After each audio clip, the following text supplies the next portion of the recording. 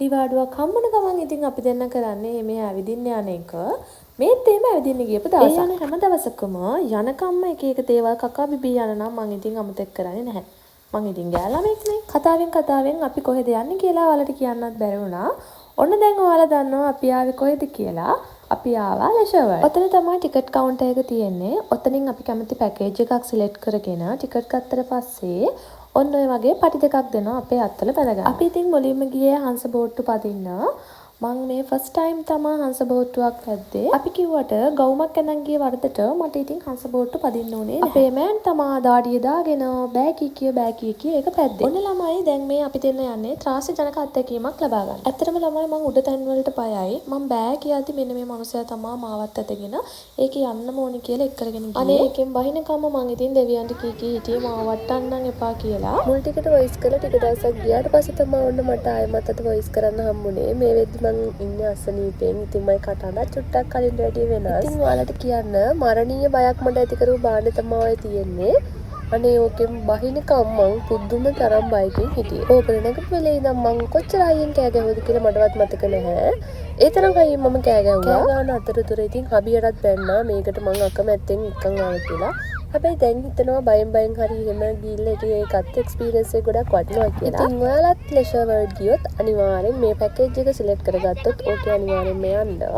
බය වෙන්න එපා. පඬිතුකම නැංක වගේ නෙමෙයි මම මේකෙන් බහිනකම් හිටියේ පුදුම තරම් බයකින්. ඒ විතරක් නෙමෙයි අපියට නොසෑහෙන්න බැන්න මාව එකේ එක්කන් ගියා කියලා. ඔන්න ඔය වෙලාවේ නම් මට නිකන් දැනුනේ කවුරු නිකන් මාව උස්සලා පොලේ ගහගෙන යනවා වගේ හැංගීමක්. ඇත්තමයි මොලෙත් එක්කම විකාර වෙලා. දෙයනේ කරකවනවා කියලා. ඔහොමත් කරකවනවාද අප්පා?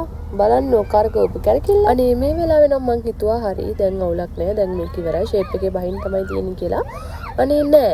මෙයාලා කලින්ටත් වැඩිය වේගෙන් ආයමත් කරකවන්න පටන් ගත්තා. ඉතින් මං කලින්ටත් වැඩිය හයියෙන් කෑ ගන්න පටන් ගත්තා. හැබැයි ළමයි මං එදා ඒ ගත්ත එක්ස්පීරියන්ස් එක නම් මට කවදාවත් අමතක වෙන්නේ නැහැ. ඉතින් ඔයාලත් ලෙෂර් වර්ල්ඩ් ගියොත් අනිවාර්යෙන්ම ඕකේ යන්න. බය වෙන්න එපා. මේකෙන් බැස්සට පස්සේ නම් මට ටික වෙලාවක් යනකම් චුට්ටක් කැරකිල්ල වගේ තිබුණා. ගොඩක් වෙලා නෙමේ.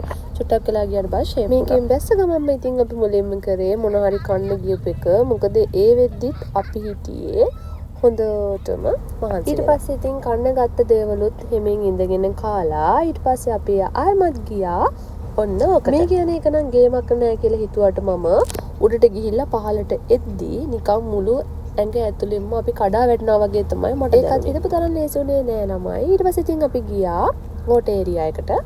ඒක නම් ඉතින් අපි ඉතින් පූල් එකේ ටිකක් වෙලා ඉඳලා තමයි අනිත් දේවල් කරන්න ගියේ. අතන මම නම් පීනන්න දන්නේ නැහැ. මං ඉතින් හස්බන්ඩ් පීනන දිහා බලාගෙන හිටියා. පූල් එකේ ඉතින් ටිකක් වෙලා ඉඳලා ඊට පස්සේ ඉතින් අපි ගියා ඔන්න ඕකට. ඕකේ යන්නත් මම පුදුම තරම් බයකින් හිටියේ ළමයි. ඒත් බයෙන් හරි කොහමරි මාත් ඕකේ ඇතුලෙන් ආවා. මට හැම වෙලේම හිතුනේ ওই බටේ අස්සේ මං හිර වුණොත් කවුද මාව බේරගන්නේ කියලා. ළමයි බටේ අස්සෙන් එද්දීන් පුදුම බයක් දැනෙන්නේ.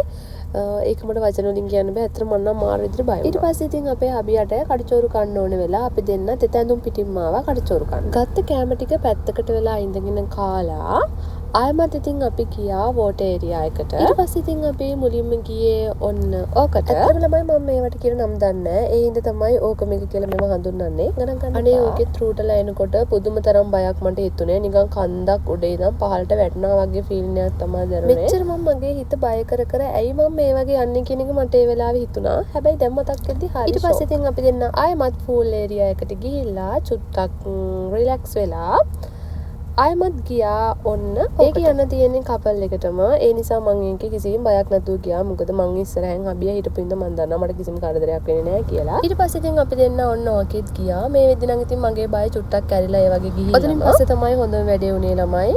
වතුර ගිහිල්ලා මගේ ෆෝන් එක කැඩුනා. ඔතනින් එහාට අපි කරපු කිසිම දෙයක් වීඩියෝ කරගන්න බැරි වුණා. ඔය විදිහට ඉතින් එදා දවසත් ගෙවිලා ගියා.